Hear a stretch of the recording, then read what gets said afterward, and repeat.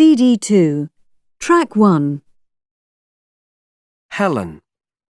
This is a photo that I took in Thailand on the island of Koh Samui. I took it about lunchtime. It was a very, very hot day and it was monsoon season, so sometimes it was very, very hot and clear, and then sometimes it would just suddenly rain. But at this time it was very hot. In the photo there's a big fishing boat which was just on the beach, and then behind the boat you can see the sea and some islands.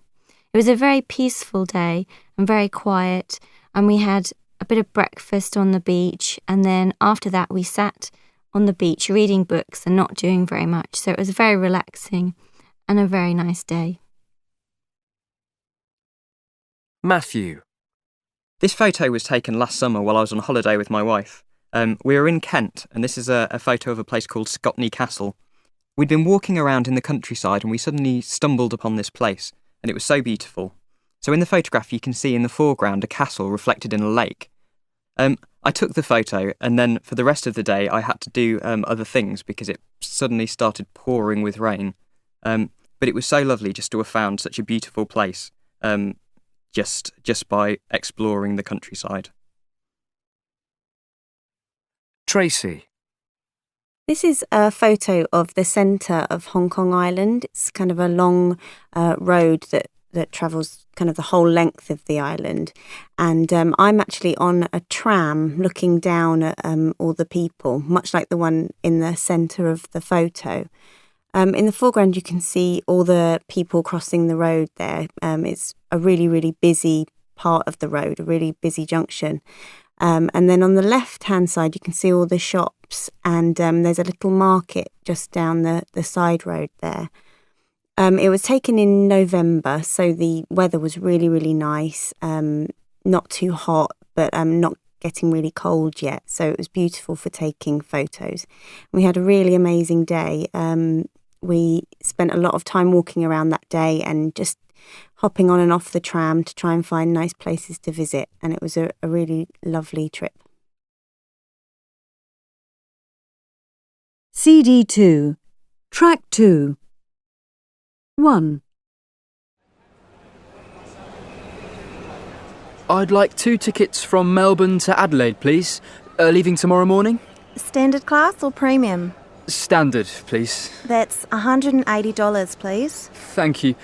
Could you tell me what time the train gets into Adelaide? 17:45, but we are expecting some delays to the service. You need to listen to the announcements. Oh, thanks. 2. Excuse me, how do we get to the National Railway Museum? Right.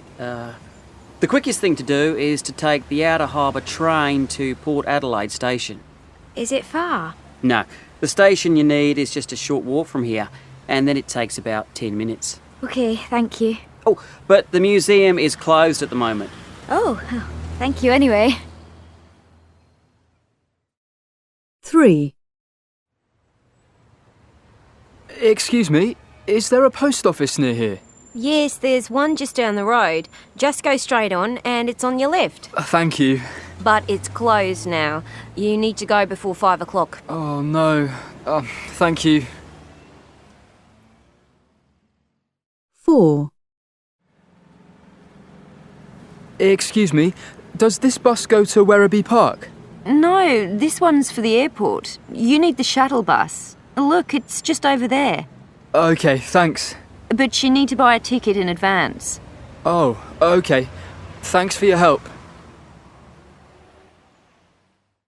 5. 2 student tickets, please. Have you got a student card? Yes, one moment. Oh, I can't find it. I think I've left it at the hotel. Then I'm afraid you'll have to pay the full price. That'll be $42, please. $42? Okay, thanks.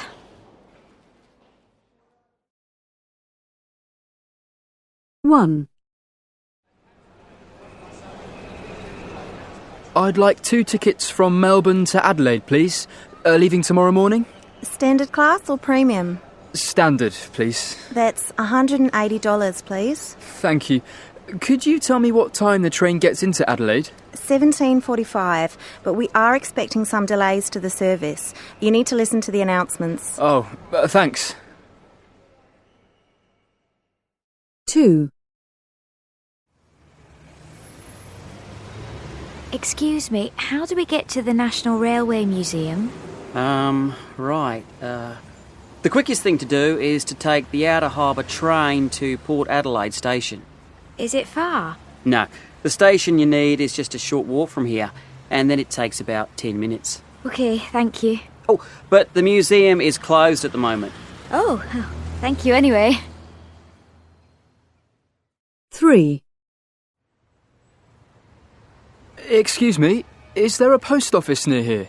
Yes, there's one just down the road. Just go straight on and it's on your left. Thank you. But it's closed now. You need to go before 5 o'clock. Oh, no. Thank you. 4, Excuse me, does this bus go to Werribee Park? No, this one's for the airport. You need the shuttle bus. Look, it's just over there. Okay, thanks. But you need to buy a ticket in advance. Oh, okay. Thanks for your help. 5, 2 student tickets, please. Have you got a student card? Yes, one moment. Oh, I can't find it. I think I've left it at the hotel. Then I'm afraid you'll have to pay the full price. That'll be $42, please. $42? Okay, thanks. CD 2, Track 3, What time does the museum open? Is there a bank near here? Can you recommend a good restaurant? How much is a return to the city centre? Does this bus go to the airport? Excuse me, could you tell me what time the train leaves? Excuse me, do you know where platform 1 is? Can you tell me the way to the station? Just go straight on. It's on your left.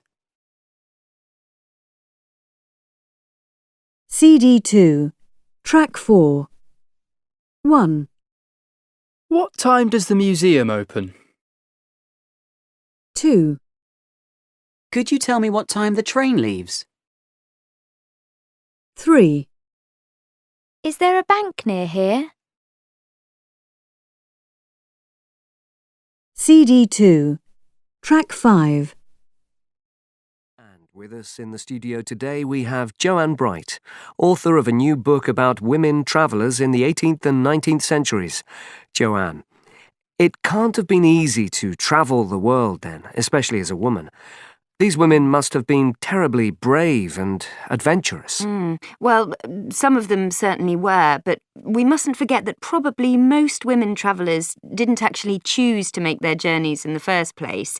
Their husbands decided to go abroad or were sent abroad, and the women followed. That was certainly the case with Lady Mary Wortley Montagu, whose husband was sent as ambassador to Istanbul in Turkey in 1716. Didn't she want to go? Well, we don't know for sure, but she certainly seemed to enjoy herself when she got there. She wrote a series of letters back to her friends and family, which were published after her death. The unusual thing about Lady Mary is how open she was to the new culture. In fact, in many ways, she decided that it was much better than her own. She commented on how polite the Turkish ladies were about her European dress, pointing out that English ladies would probably have laughed at someone dressed as differently as she was. In fact, she started wearing Turkish dress herself. And she noticed the Turkish women protecting their children against the disease of smallpox by using inoculation, where a small dose of the disease was given to prevent them catching the disease badly later. Lady Mary had recently caught smallpox herself, and her face was very badly damaged as a result. So she very much wanted to protect her children from it. She had her son inoculated in Turkey, the first English person to be protected in this way. And when she returned home to England, she helped to persuade the English doctors to develop a similar technique. Goodness, she really achieved something through her visit then. CD2, Track 6. 1, Most women travellers went abroad to accompany their husbands. 2, Lady Mary enjoyed living in Turkey. 3, She wore Turkish clothes. 4, She caught smallpox as an adult. 5, She had her son inoculated against smallpox in Turkey. 6, She helped to introduce inoculation to England. CD2, Track 7. OK, so we need to plan this day in London, I think, because there's going to be so much to do. It would be good to get it planned before we get there. Yeah, there's a lot of choice, isn't there? Yeah, sure. What do you guys want to do? Well, I like the idea of the show in the evening. Oh, yeah, it says here that Les Mis is playing. Oh, yeah, but tickets are £40. Are you guys okay with paying £40 for the show? I'm happy with that. It sounds quite expensive, but probably it's worth it. Yeah, I think so. It's one of the most famous ones in London, so... Cool. Okay, let's do that then. What about the daytime? I quite like the sound of the London walks. They're quite cheap and it's not going to take up all day. Yeah, you guys okay with that too? Yeah, I think so. Yeah, we probably see quite a bit going around. Yeah. Walking. Yeah, I think we should. All right, cool. Oh, can we go to Camden Market too? I heard it's really good there. Yeah, I heard that too. There's loads to see and, you can eat good food and... Visit different shops and buy something. Absolutely. Okay. Artistic. Oh, but what if it rains? Hang on a minute. That's true. We have a couple of museums here, so we can probably pick one. Which one were you looking at? How about the British Museum? Ooh, and it's free. Yeah, wow. Ooh, I like the sound of that. Yeah, me too. Looks like we've chosen a few things. Yeah, and I think we can hopefully dodge the rain. All right, as long as we're there on time for the show, then we'll be okay with the day. Okay. I look forward to it. CD2, Track 8. 1, Natalie. When I was a child, I used to do music exams. And for every music exam, I had to learn a piece of music. Now, I used to play the drums. I started when I was 5, and I did 7 different music exams, 7 grades. And for every exam, I had to learn a piece of music. At the beginning, it was only 10 bars or something. But it was really hard, and I used to practice them over and over again. And I used to drive my parents crazy because obviously I was playing the drums at home. At the beginning, I used to play just on books, and so it was quite quiet. But then when I was 7, I got my first drum kit, and I played constantly, and the same pieces over and over again. So that's one thing that I had to learn by heart. CD2, Track 9. 2, Phil. About a year and a half ago, I took an interest in the language Yiddish, which is the language that my family spoke when they came to this country about 100 years ago. It's quite a beautiful language, or I think so anyway, and it's about 1,000 years old. Although I knew a few words of Yiddish from my family and from TV shows, you hear them on American TV shows all the time, I didn't realise it was related to German, and I was amazed how quickly I started picking it up. I did German at school, you see. I'm now at about GCSE level, having found myself a weekly class, and I did a week intensive course last summer. And it's opened up a whole new culture as well as the language, including sort of poetry and music and the way that my ancestors lived. And so hopefully I'm going to attend the summer course again this year and impress them with how much I've learned since last year. CD2, Track 10. 3, Rachel. An occasion where I had a really steep learning curve was when I got the job to go and work in a kids' camp in America. And I really didn't know what to expect. And when I got there, it completely surprised me. I was just thrown into everything. My whole day was taken up, either looking after children or running a class or taking them to and from somewhere. And I had no time to myself. And I think it was the closest thing ever to being a parent, where you're just, your time is just completely consumed by lots of other people, and I had no time to myself at all, really. CD2, track 11. 4. Sean. For my 18th birthday, my parents asked me what I wanted as a present, and I can't remember why, but I asked for a parachute jump. And so about a month later, I took a one-day crash course in parachuting. And it took place at a local airfield, and there must have been about 7 or 8 other students there. And there was already a great atmosphere. Everyone was really excited to be there. And in the morning, we looked at how parachutes work, how to put them on properly, and how to do a safety check, and also how to steer the parachute back to the airfield. And then after lunch, we covered what to do if the parachute didn't open properly and how to use the emergency chute. And we spent a lot of time on how to land safely. And of course, at the end of the day, we went up in the aeroplane to do the jump. And I remember really trembling, and I don't really know why, whether I was scared or just very, very cold. Doing the jump was fantastic. I mean, really thrilling. It really made you feel alive. But it was all over too soon, although I'm not sure I'd want to do it again. CD2, track 12. 5. Yvette. The time I was most thrown in at the deep end was when I took a job in Indonesia about 6 years ago. It was the first time that I'd been to Asia. So firstly, there was the culture shock of living in a completely different country with lots of different customs. Secondly, I took a job where I was managing 4 teachers. So I had a lot of responsibility and had to work very hard. On top of managing the teachers, I had to teach classes and organise exams as well. So I was working quite long hours. It was a great experience, even though it was hard work. I met some fantastic people. I learned a very small amount of the language, but I had a really good time.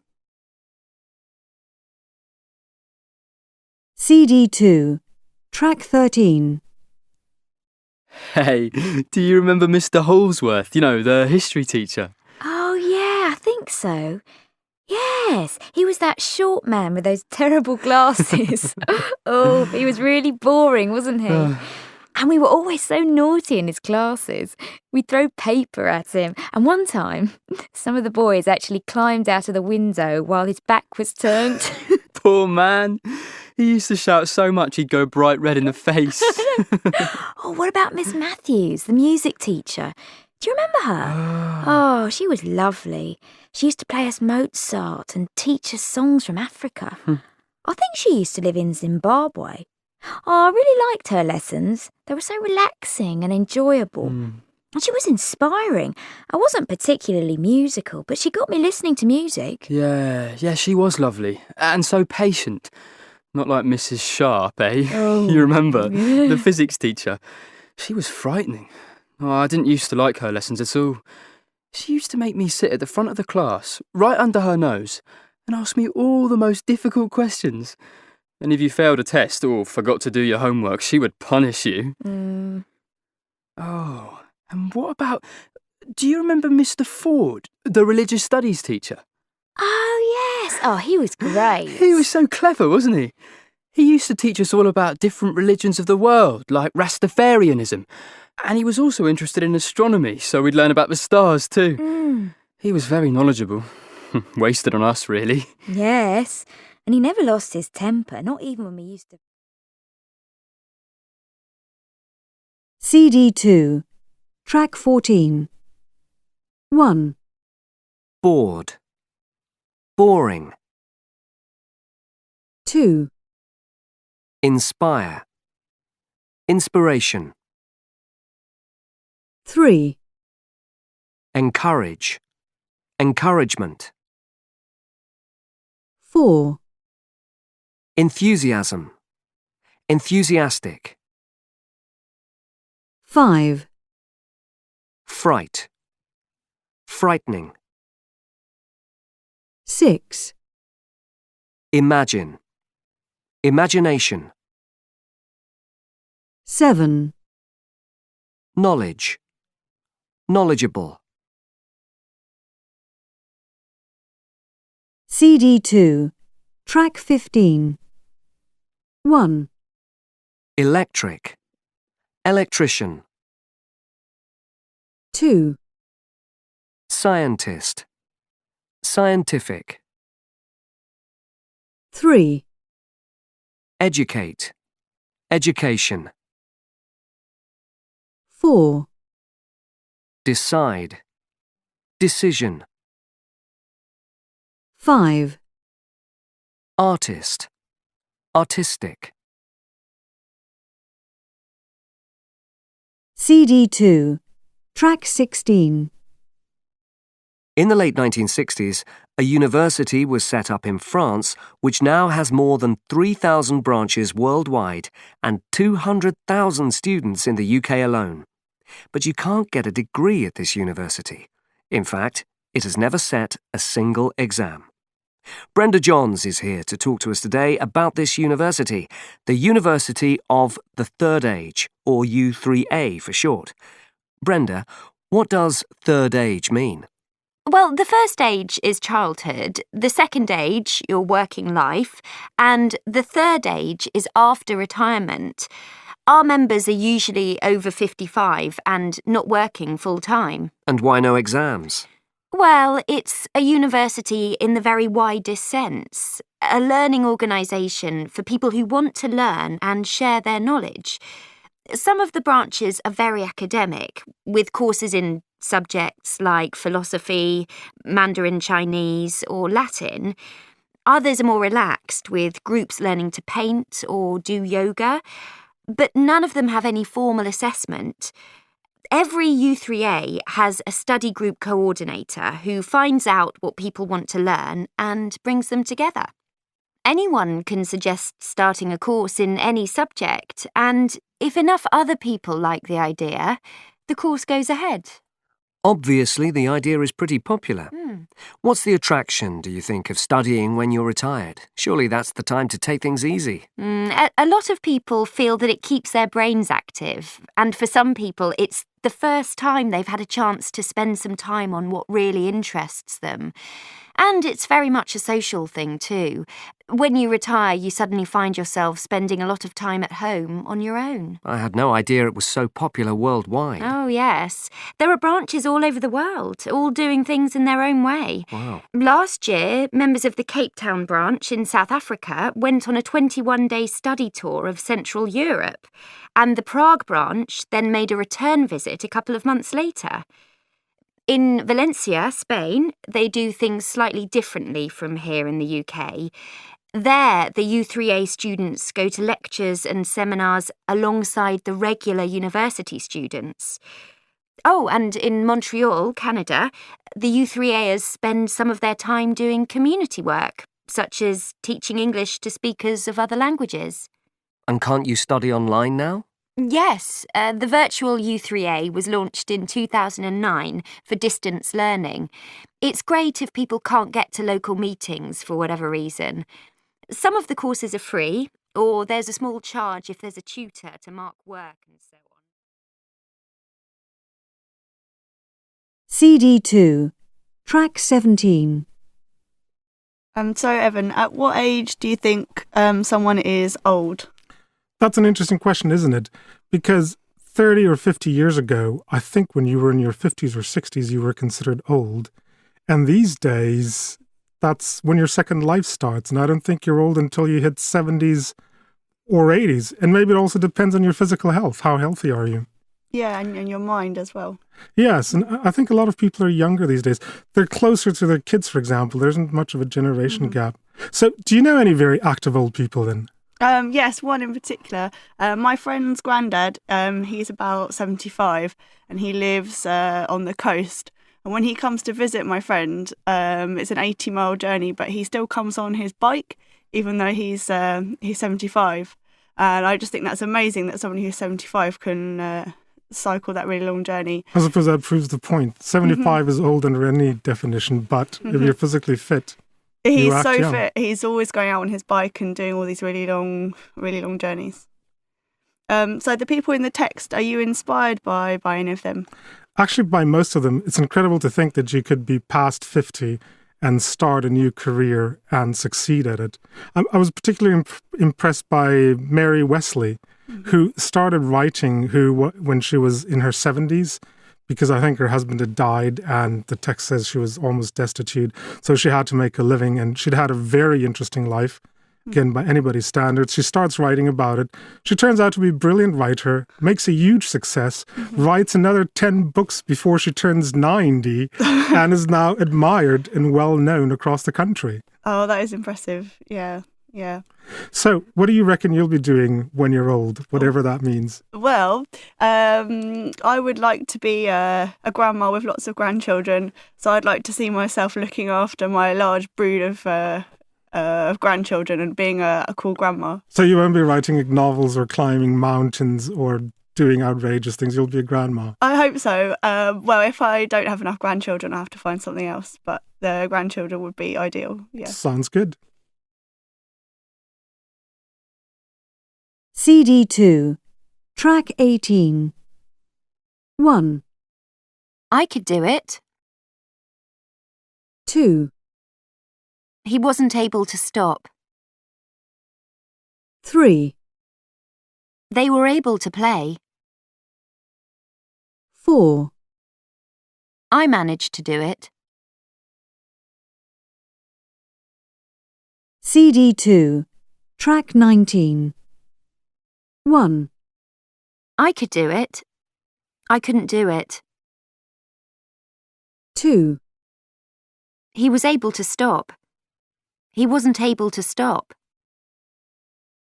3, They were able to play. They weren't able to play. 4, I managed to do it. I managed to do it. CD2, track 20. Would you mind telling me a bit about your abilities? Is there something unusual that you can do? Oh, I don't know really. Oh, I can knit, actually. That isn't something that boys tend to do, but my granny taught me. That could be useful. And can you give me an example of something that you can do now that you couldn't do 10 years ago? Oh, lots of things, I expect. Well, I can drive. When I was a student, I didn't used to have a car, so it wasn't really worth learning, but I passed my test last year after I graduated. Oh, and I can cook now. So why did you learn to do that? Well, when I moved away from home, I kind of had to learn. Right. Now, would you mind telling me about something you could do when you were a child that you can't do now? Oh, yes, that's easy. I used to be able to sing really nicely, but then my voice broke and now my singing voice is pretty awful. That's a shame. Yeah. Right. Finally, could you tell me about something difficult you managed to do recently? Yes, I managed to climb the 3 peaks. That's where you climb the 3 biggest mountains in Britain all on the same day. It was pretty hard work, I can tell you. I bet it was. I'd love to hear a bit more about that. CD2, track 21. So tell me about a time you changed your mind. Well, when I first got married, I thought I was going to change my last name because my husband's name was much easier to spell and much easier to pronounce. But then, because we were living in China, it was very complicated to change my passport and all of my details, so I decided against it. But now that we're in the UK, I'm thinking that I might actually change it anyhow. How about you? Have you ever had an experience like that? A few years ago, actually, when I was living in Japan, I got a new job. And because the apartment I was living in was tied to my old job, I had to move as well. So I changed city, changed job, changed apartment.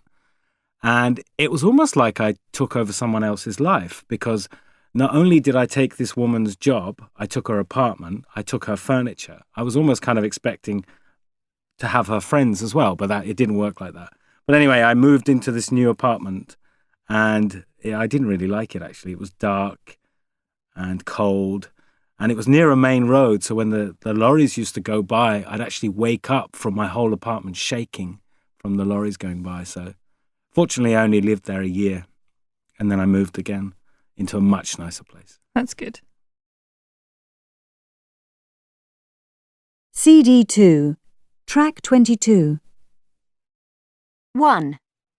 Emma. Well, I live in Madrid. I've been here for about 9 years, and I really love living in a big city. It's really vibrant. It has lots of things going on. I go out quite a lot with my friends. Well, I think the nightlife here is quite famous, and we always have a good time. There are just a few things that maybe I'd like to change. It's quite a noisy city. Lots of traffic, cars making noise, horns honking, etc. And also there always seems to be a lot of congestion, building work going on, lots of construction, roads being blocked and things like that. And in the summer as well, it can be really polluted, so there's lots of congestion problems. But generally, I'm really happy here, and I think it's quite a good city to live in for a good experience. And if you like city life, I'd really recommend Madrid. 2. Kirsten. Well, I love Edinburgh. It's a beautiful city, it's historical, it's interesting, it's one of the most pleasant places I've ever lived. There's not very much I'd change about it. I suppose I'd like to change the weather because it's terribly cold, but there's not much I can do about that. Other things I'd like to change, perhaps there's a lot of congestion at the moment. The city council decided to build a tram system, which will probably be really good one day and is certainly environmentally friendly, but it's taking years to build. And meanwhile, there's a lot of traffic jams and people complain an awful lot about it, which isn't very pleasant. There are a lot of very beautiful buildings in the centre of Edinburgh, but if you go to the outskirts, there are a lot of quite ugly tower blocks, which kind of gives you a feeling of two cities. So it would be nicer, perhaps, if more money was spent on making the outskirts of the city as beautiful as the centre. But apart from that, I love Edinburgh, and I don't think I'd want to live anywhere else. CD2, track 23. Conflict. Global. Mortality. Organic. Poverty. Solar. CD2, track 24. Coast. Cold. Floor. Hot. Open. Own. Phone. Pocket. Road. Short. Throw. Yaw. CD2, track 25. The biggest change, I think it's probably been medical progress. The situation has really improved. Luckily, doctors and surgeons can cure so many diseases now that were just impossible when I was younger. Well, that's true. Life-saving cures and operations have become more and more common. In the future, disease probably won't be such a big problem because we'll discover cures for most of the really bad diseases. I don't know about that. There are still no cures for some of the most common diseases like flu, and in developing countries there isn't enough money to pay for some of the cures, so the situation hasn't changed. Yes, you have a point there, but... No, I think that the biggest change has been the change in our awareness of the environment.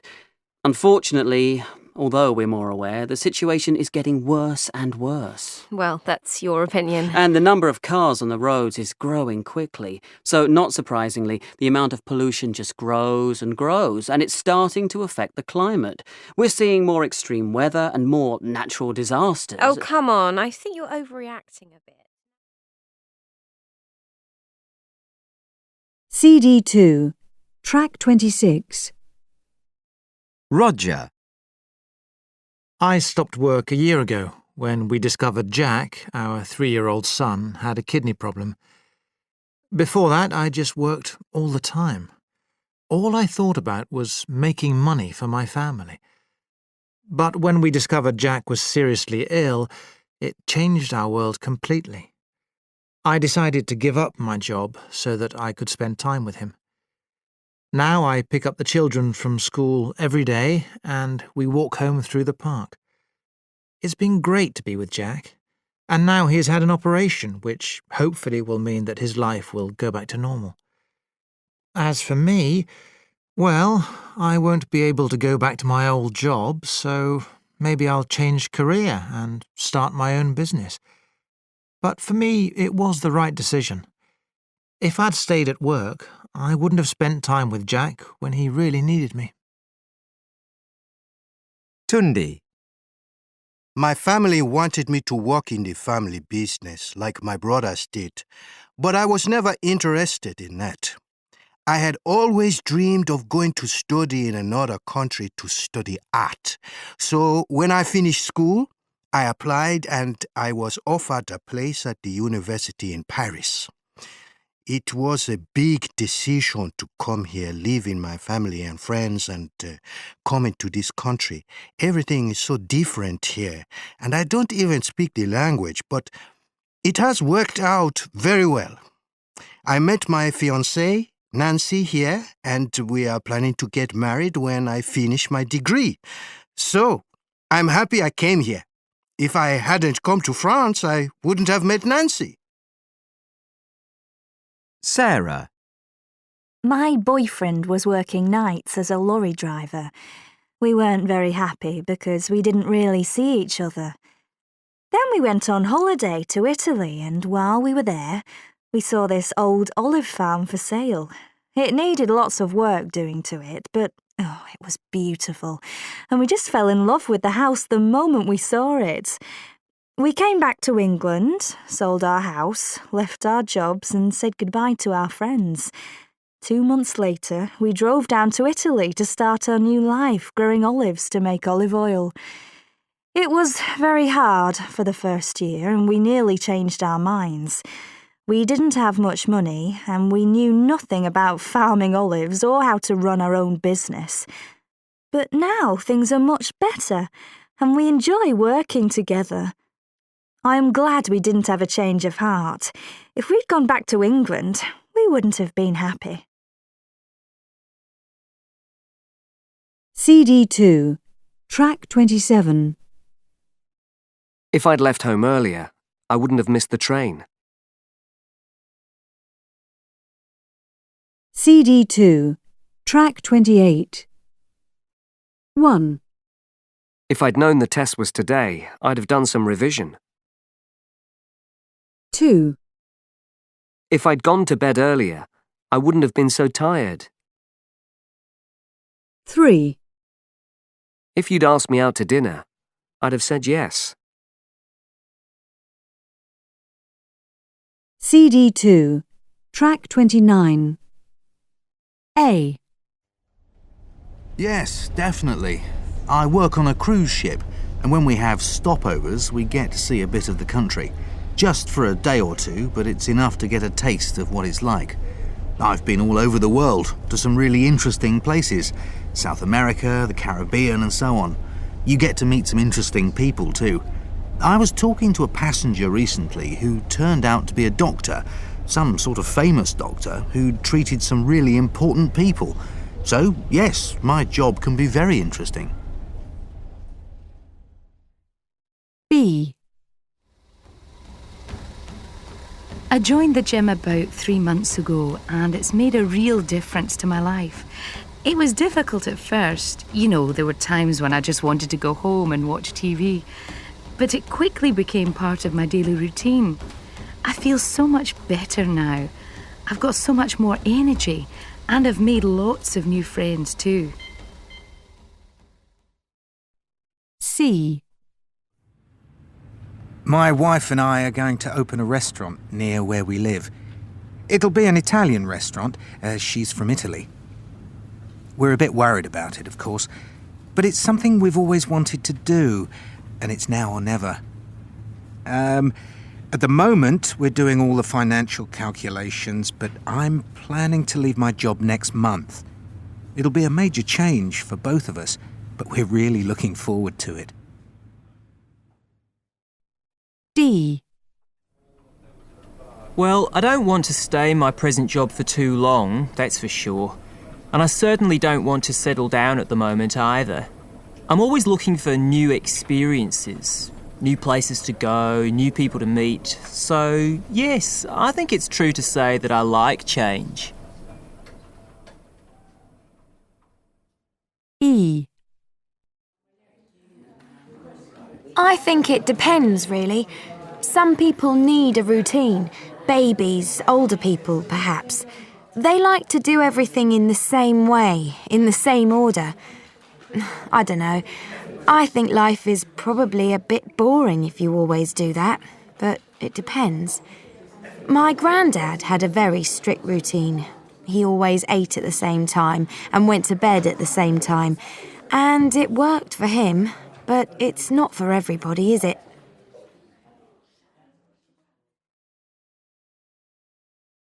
CD2, Track 30.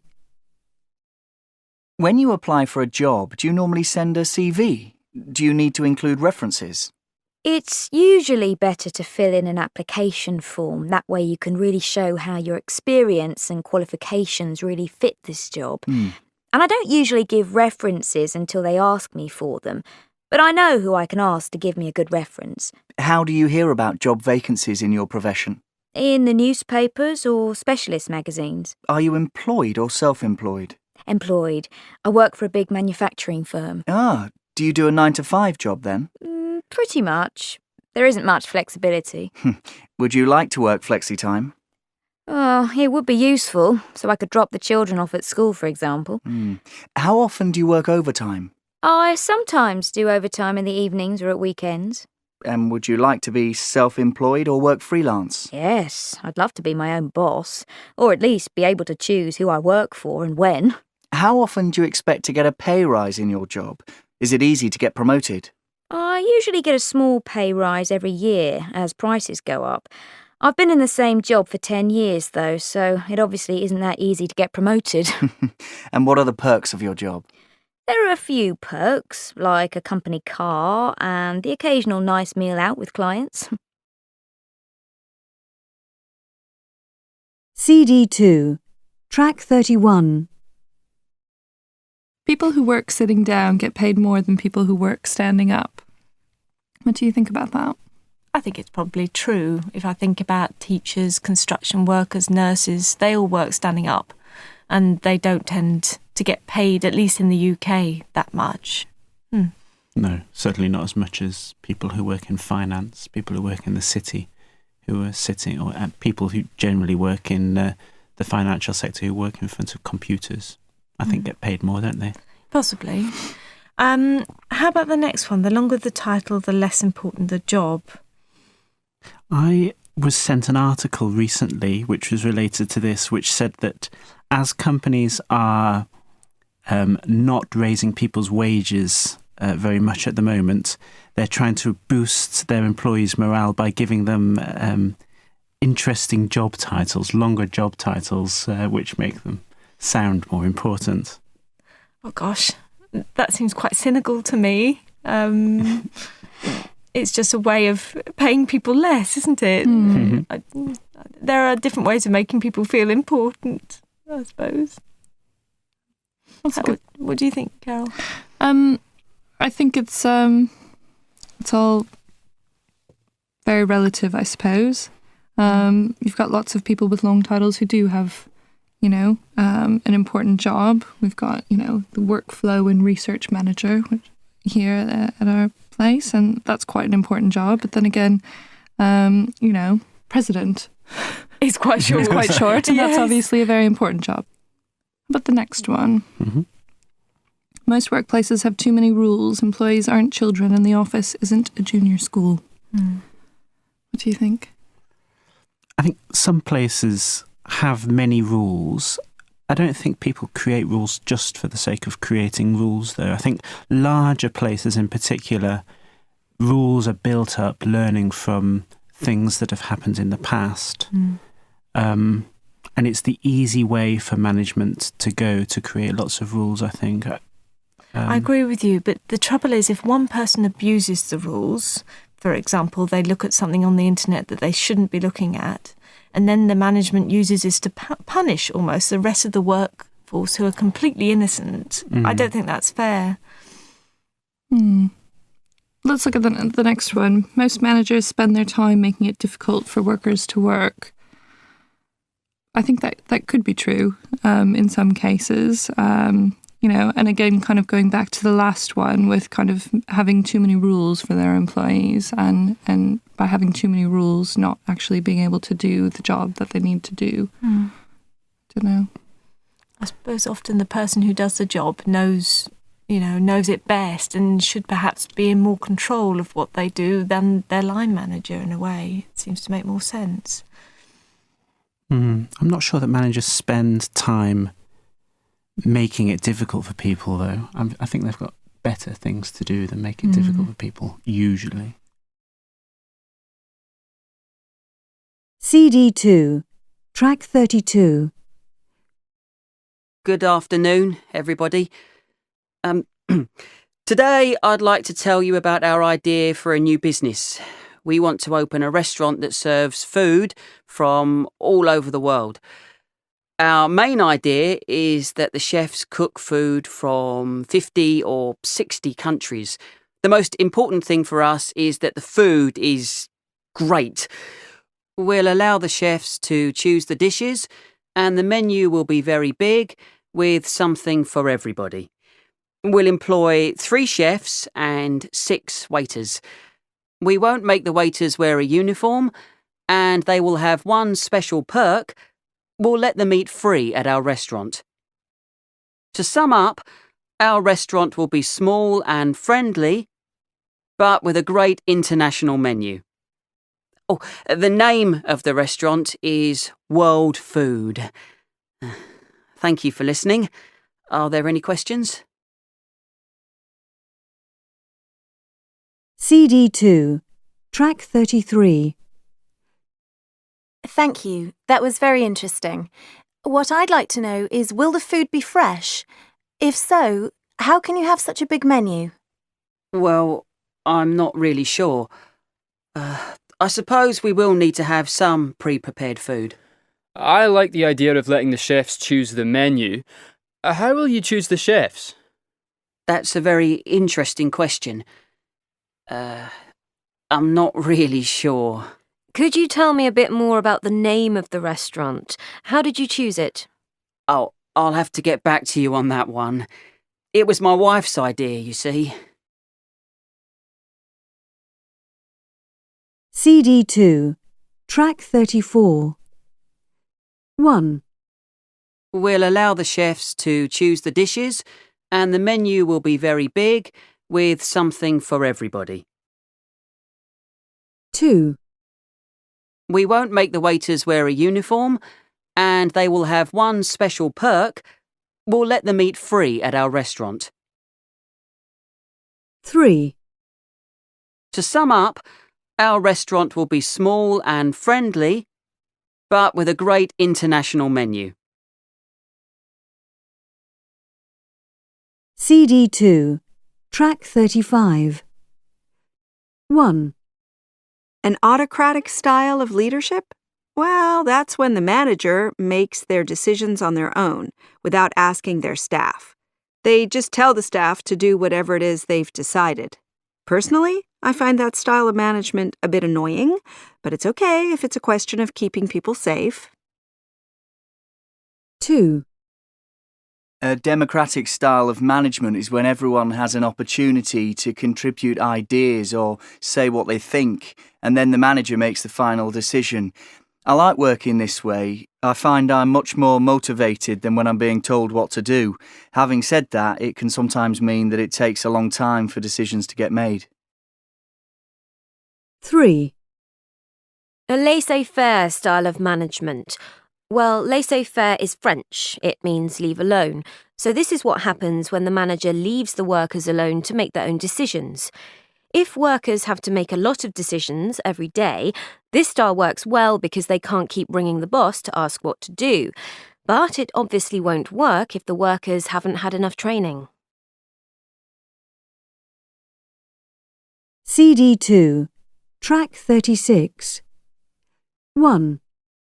Can I start off by asking you, Mr. Wilkins, why do you want this job? Well, I've just graduated from the University of Brighton with a degree in business with marketing, so obviously it's an area I'm very interested in. Do you have any work experience in this area? Well, not yet, but I'm very keen to get some. Okay. Well, are you good at communicating with people? Oh, yes. I think that's a real strength of mine. When I was at university, I ran a tennis club, so I had to be able to manage meetings, send out emails, and so on. It was good management experience, really. And what is your biggest weakness? Well, I guess I do work too hard sometimes. 2. Miss Southall, why do you want this job? Well, I think it fits very well with my skills and experience. I've worked in marketing for a couple of years now, and I think I'm ready to move on to a more challenging job. What skills do you have that are relevant to this job? Well, I'm very organised, and I can work very well on my own. Do you work well with others? Oh, yes, but if I'm honest, I do prefer working on my own. I just get more done. And what qualifications do you have? I've got a degree in English and art. It isn't directly relevant to marketing, I know, but I like to think I'm pretty creative. CD2, track 37. 1. Jonathan, tell me about your job. Well, my job title is Senior Designer and Buyer at a book publisher, so what it really means is that I design the layouts for the insides of a book mostly. What abilities would you say you need to have for this job? Well, apart from the creative abilities, you do need to be organised and be able to control budgets and set schedules and keep to them really well. So what I like about it, there is a bit of being methodical as well as having to be creative. So it's a mixture of the two abilities, really. And you have to work as a member of a team as well, don't you? Yes, that's very important because you might be working on a project for 6 months or 2 years together. So you have to support each other and cooperate and just create some harmony within the team. So that's true. CD2, track 38. 2. Polly, tell me about your previous job. I used to be a teacher teaching English to foreign students. Yeah. And what abilities would you say a teacher has to have? You have to be able to explain things very clearly and logically, and if someone doesn't understand the first time, to think of a different way of explaining it, and to always be very positive and try and encourage students even if they're not doing very well. And you have to be very organised to make sure you're never late for class and that you have your marking done when you said you will and that you've prepared all your lessons and you're photocopying in advance. You're not photocopying about 10 seconds before the class is about to start, which does sometimes happen. Thank you very much. Okay. CD2, track 39. 3. Tell me about your previous job. I was a professional actress, and one of my first jobs was playing Peter Pan in a travelling pantomime, just the three of us. Fascinating. Was it hard work? It was incredibly hard work because we were doing 3 shows a day, 6 days a week, and we were travelling to and from those performances, setting up the performances, and actually then performing as well. And what qualifications did you have to become an actress in the first place? I didn't actually have any formal qualifications, but I had a huge theatrical background. I'd done a lot of amateur work growing up. And then to actually get the job, though, I did audition for an agent, and then he got me this first job when he took me on. So Wonderful. And what skills would you say an actress or an actor has to have? Huge passion and drive for what you're doing. I don't think you could do it without the passion and wanting to perform and act for people. You also need a lot of stamina for the amount of performances that you're doing, and you need to keep your training up and just keep very fit. And you also need to be really flexible. Your performances, you could be performing at any kind of venue. Your shows might need to adapt to your audiences. So, you need to be willing to be flexible all the time. CD2, track 40. Well, when I came to work in the UK, I thought it would be quite easy. After all, we speak the same language, don't we? Well, kind of. But there are a lot of differences in vocabulary. For example, a car park is what we call a parking lot. And I got quite confused when I was given directions to my office because I didn't know what a lift was. It's an elevator in the US. Then, at lunchtime, the confusion continued. In the US, we use the word chips for the thin slices of fried potato which come in a packet. So I was very surprised when I asked for chips with my sandwich, and they gave me French fries. Apparently, I should have asked for crisps. But it isn't just different vocabulary, though. It's also the way we talk. Americans are much more direct, I think. When a Brit says, "We have a bit of a problem," they don't actually mean it's a small problem at all. And when you ask them how they are, Brits will often say, "Fine, thanks," when really they're not okay at all. The worst misunderstanding, though, was when I didn't understand what had happened when they told me a colleague had been given the sack. I thought it was some kind of game, but he'd actually been fired. He'd lost his job. CD2, track 41. 1. Getting fired did not look very good on his resume. 2. How are you getting to the mall? On the subway. 3. For my holiday, I bought a return ticket to Paris. 4. There's a place on the freeway where we can stop and buy gas. 5. If you want to use the toilet, we can go to my flat. I live close to here. 6. I never get any mail, only stupid text messages on my cell phone. 7. Let's get some burgers and fries and go watch a movie. 8. We went to a restaurant near the shopping centre. As usual, I paid the bill. 9. Excuse me, I'd like the check. And could you show me where the restroom is, please? CD2, track 42. 1. New. Tune. New.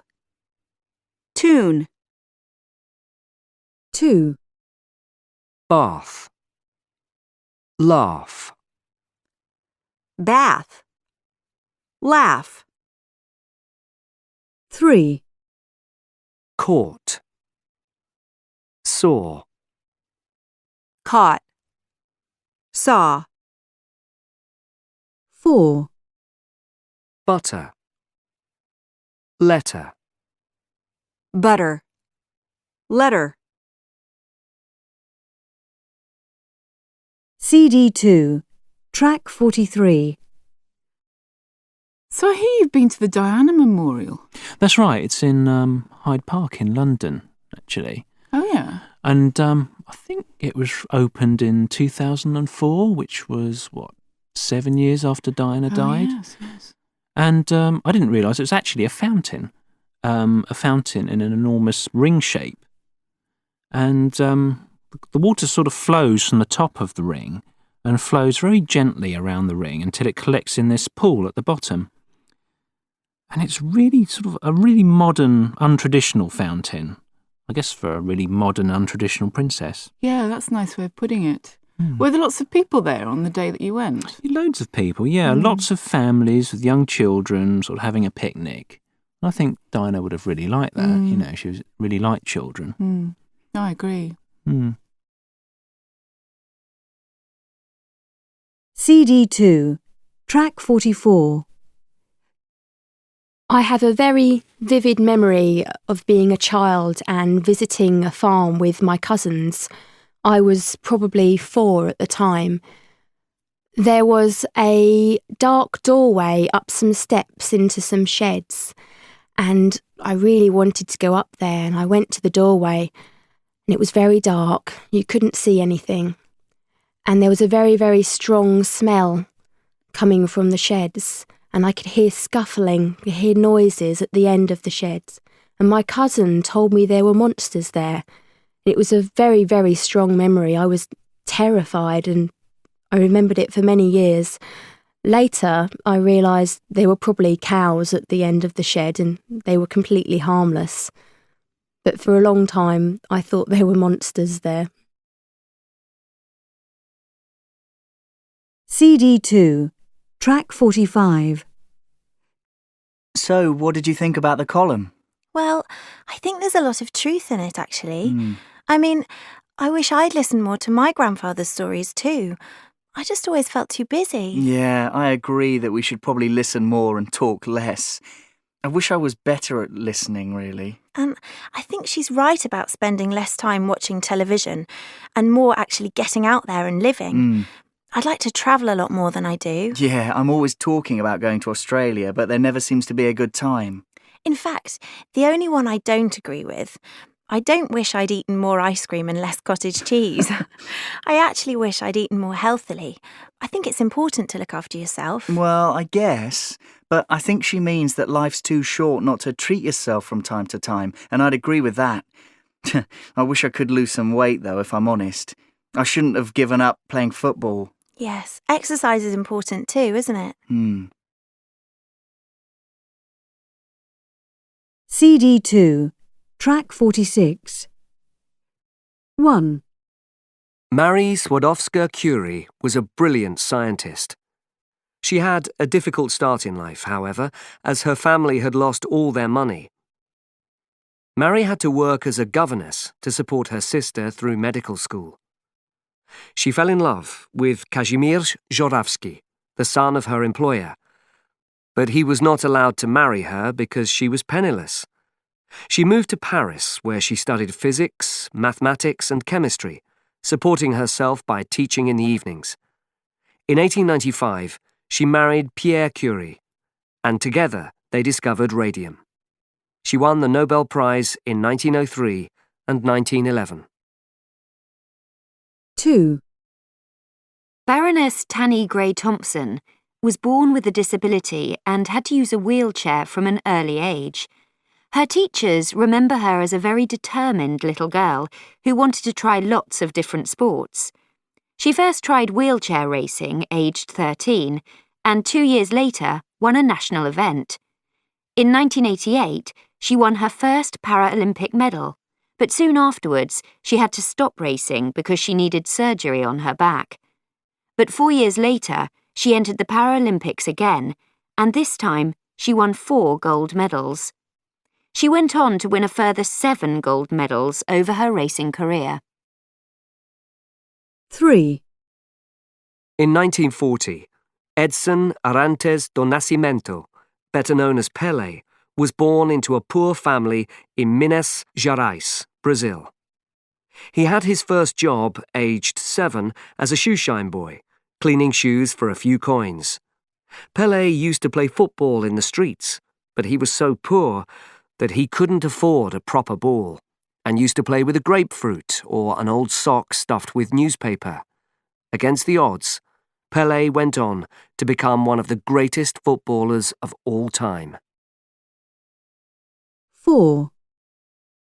Albert Einstein is widely considered to be a genius.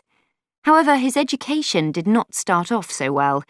He didn't learn to speak fluently until 6 or 7, and one of his teachers wrote on his school report, "He will never amount to anything," meaning that he would never be successful.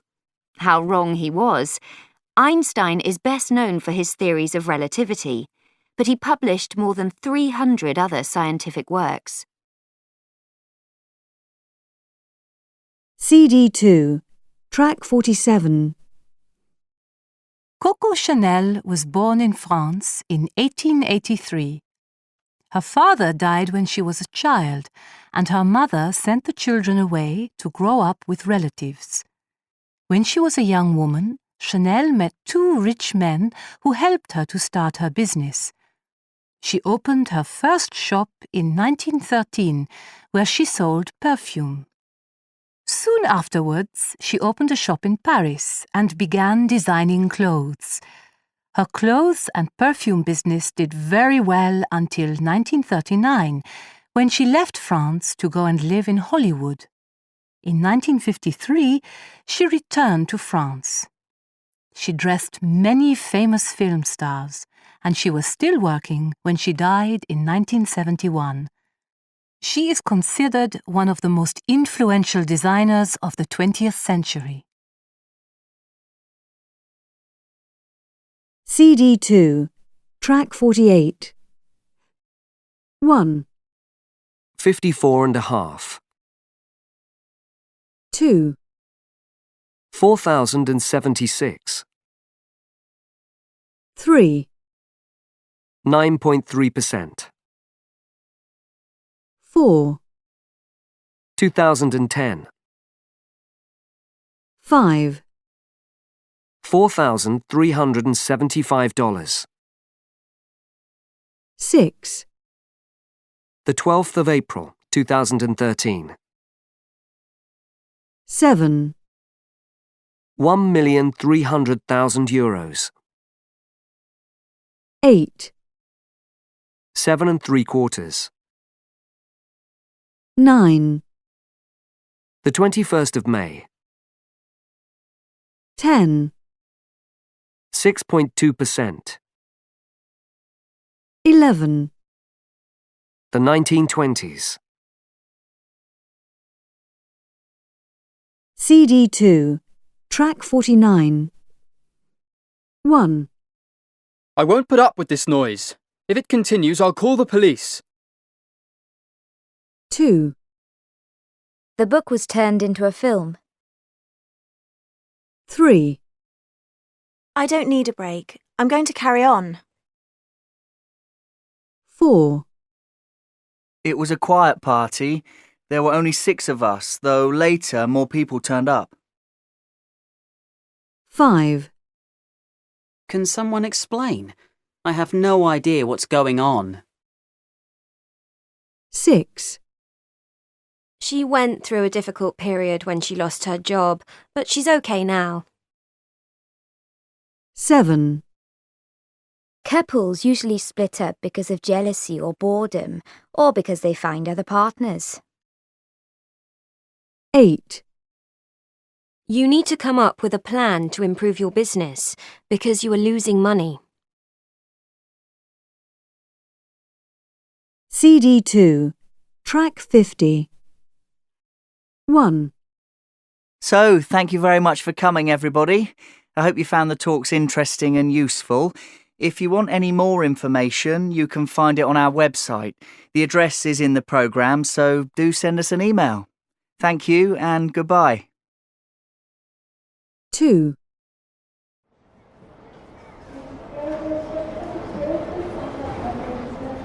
Okay.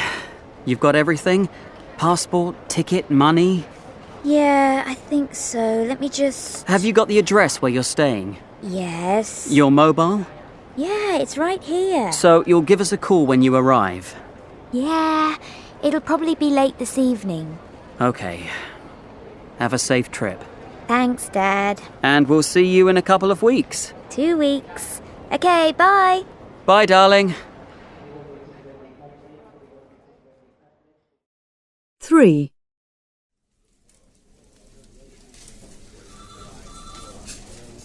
Right then, it's time I made a move.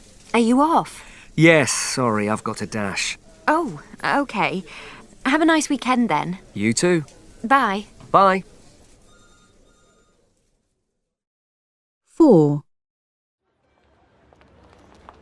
Thanks for everything. I really enjoyed it. You're welcome. It's been great to catch up. Yes, it's been a great evening. Maybe see you next weekend. There's a party at Joe's. Oh, okay. Yeah, sounds good. All right then, thanks. See you. Take care.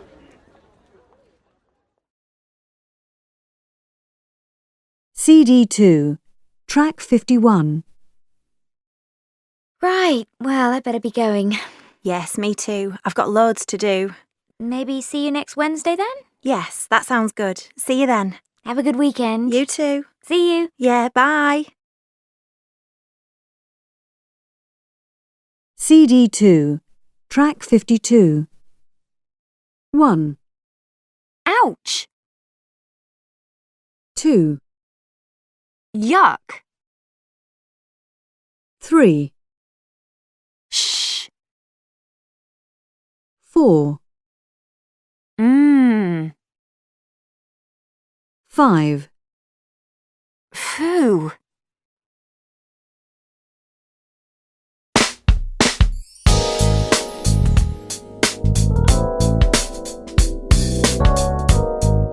Copyright Pearson Education Limited 2011.